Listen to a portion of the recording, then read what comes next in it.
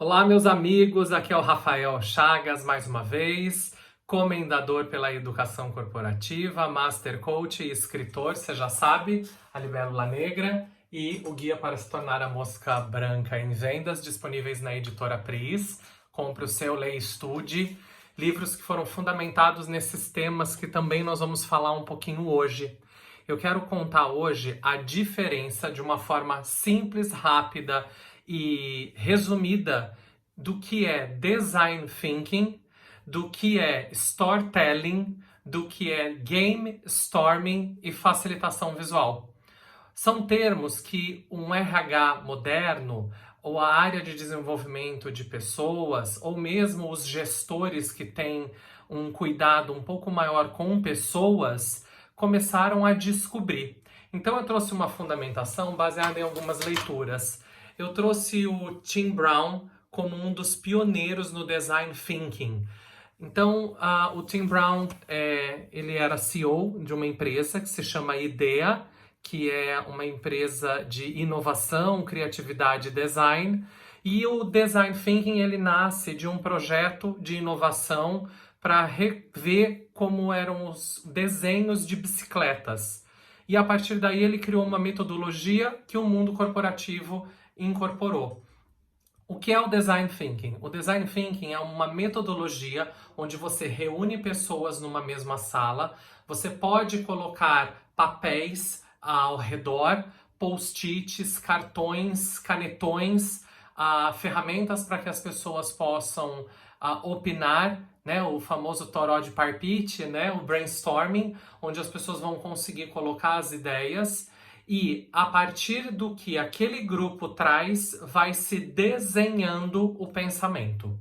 Então ele serve para organizar ideias e, claro, a metodologia ela foi se desdobrando e os principais pontos são cenário atual, pontos de inovação, fatores de impedimento e, por fim, aonde mora a solução.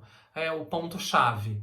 É quase como um canvas, mas o design thinking ele tem essa premissa, então, de respeitar a opinião de todas as pessoas que estão na sala. Por isso ele também é sugerido, o design thinking, para grupos de aproximadamente 10, 12 pessoas, e não mais do que isso, senão você não consegue ganhar a profundidade que aquele projeto precisa. De um outro lado, existe o storytelling, e tem esse livro que eu adoro, do James McSeel, que são as 5 lições do storytelling, que fala bastante o que é. Né? O storytelling ele foi entendido também através do mundo corporativo, que os jovens eles têm pouca vivência, mas uma inteligência muito acentuada para a área da tecnologia, o raciocínio lógico, porém falta a mentoria, falta contar histórias.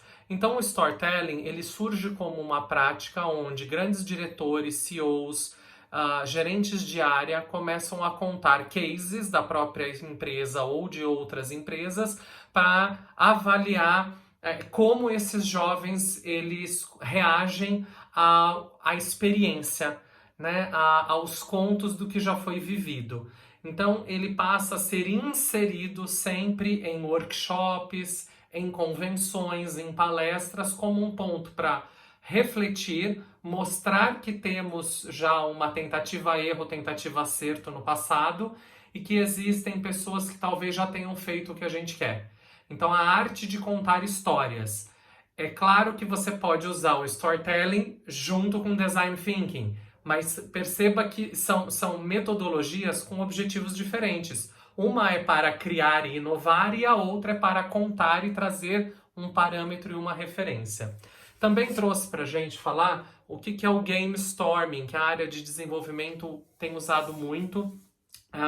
Esse aqui é um livro do Dave Gray, da Suni Brown e do James Macanuffo, que fala bastante sobre esses jogos corporativos para mudar, inovar e quebrar as regras. É uma maneira nova que a área de desenvolvimento humano encontrou de falar de dinâmicas de grupo. É que as dinâmicas hoje são diferentes. São diferentes por quê? porque as pessoas têm habilidades sociais, através principalmente de redes sociais da internet, e existe um pensamento que esta geração veio, essa geração Y, que também está lá no livro A Mosca Branca, que vem com um pensamento um pouco como jogos, né, games. Então eu avanço de fase, eu ganho prêmios, e assim eu vou construindo jogos de desafio intelectual que me levam a um resultado e depois eu abro uma outra oportunidade. Então, essa nova forma de fazer dinâmicas de grupo, ela leva em consideração o desafio individual, o desafio coletivo e, principalmente, ganhos e chegada num objetivo.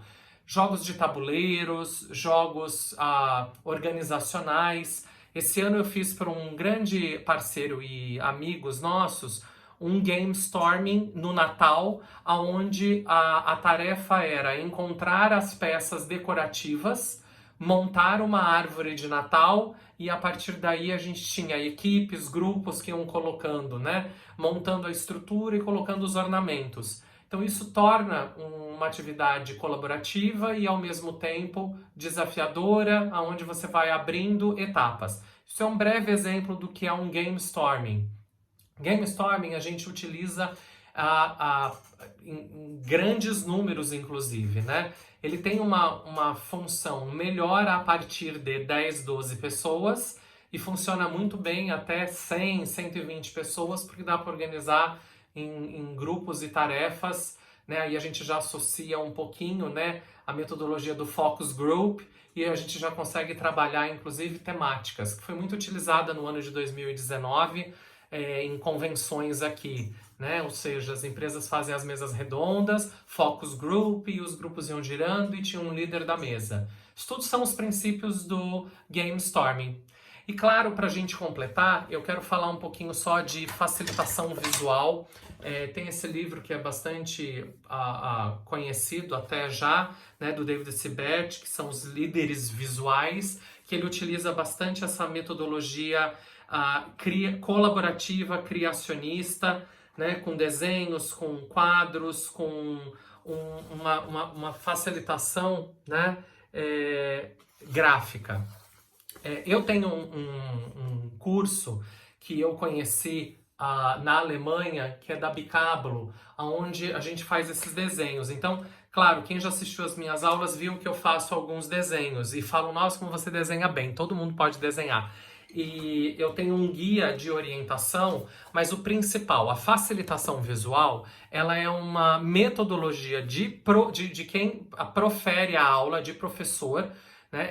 É o consultor quem utiliza essa facilitação, onde ele desenha as informações e através desse mix de desenhos e palavras vai se construindo a aula, ao invés de usar um PowerPoint. Perceba que a facilitação visual ela está no facilitador, ela não está na audiência. Então ele pode fazer a aula inteira e não perguntar nada, e ele pode usar a facilitação visual para um game storming, para o design thinking e também para um storytelling. Então a facilitação visual é uma forma onde a gente utiliza muitos recursos, né, visuais. Eu sempre carrego, olha, uma caixa, né, comigo, que tem todos os itens que a gente utiliza, né, balões, quadros de balões do pensamento, post-its. Inclusive, vocês sabem que eu adoro entregar figurinhas para os participantes, tags coloridos, tudo isso, né, olha, a Cris tem me dado uns post-its tão lindos, estão todos aqui na nossa caixa.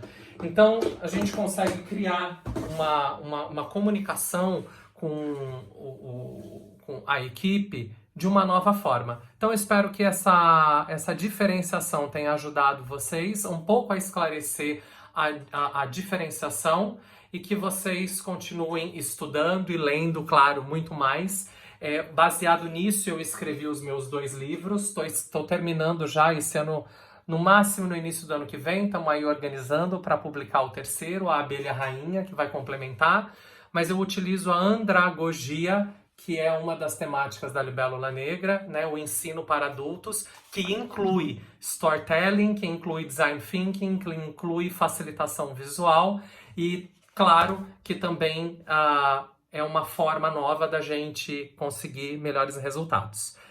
Sigam, se inscrevam no meu canal, comprem meus livros, estudem e com certeza tenham melhores resultados.